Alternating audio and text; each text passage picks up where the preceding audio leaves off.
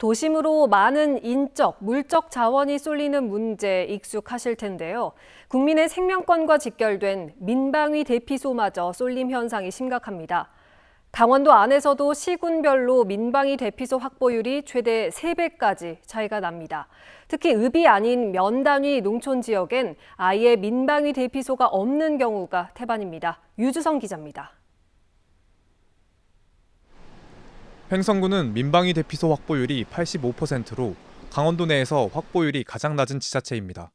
확보율은 인구 대비 민방위 대피소가 수용할 수 있는 사람 수를 의미하는데 횡성군의 경우 비상 상황이 발생하면 46,423명의 군민 중 85%만 민방위 대피소를 이용할 수 있습니다. 확보율은 대체로 농촌 지역보다 도시 지역이 높은 경향을 보입니다. 횡성과 서울을 비교하면 격차는 4배 수준으로 벌어지는데 강원도 안에서도 시군별 차이가 적지 않습니다. 시군별 확보율을 보면 원주는 327%, 춘천 278%, 속초 255%에 달하지만 군단위 도시인 화천은 95%, 영월 88%, 횡성은 85%로 100%에 미치지 못합니다. 더 큰 문제는 안 그래도 부족한 민방위 대피소가 농촌 시군 안에서도 특정 지역에 쏠려 있다는 겁니다. 횡성에 있는 민방위 대피시설 9곳은 횡성읍에 모두 몰려 있습니다.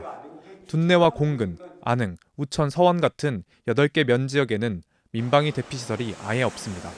주민들의 걱정은 이만저만이 아닙니다. 아이고 못 가. 거 가다 보면 다 죽는다니까. 어휴 못 가요. 우리 요 시장에서 여기 올래도 죽을 텐데 뭘. 이건 안 돼. 행안부에서는 걸어서 5분 거리에 민방위 대피소가 있어야 한다고 규정하고 있습니다. 하지만 이곳 둔내면에는 민방위 대피소가 한 곳도 없습니다. 제가 직접 가장 가까운 민방위 대피소까지 얼만큼의 시간이 걸리는지 확인해 보겠습니다.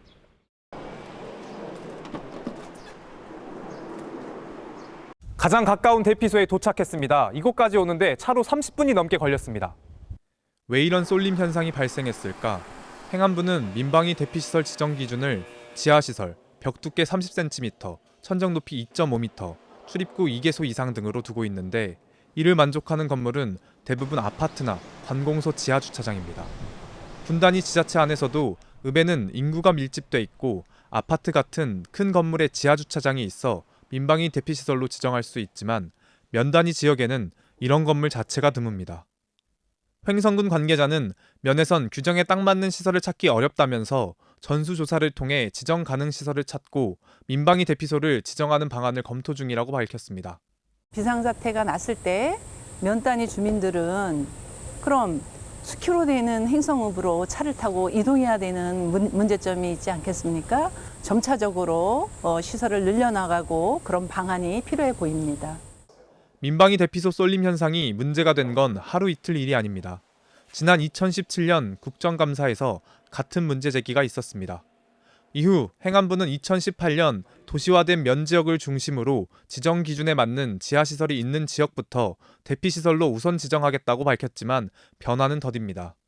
2018년 전국 77개 군지역 가운데 42%인 33개 군에는 면 지역 대피소가 없었는데 5년이 지난 2023년 현재 이들 33개 군지역 가운데 면 단위 대피소가 생긴 곳은 6곳에 불과합니다. MBC 뉴스 유주성입니다.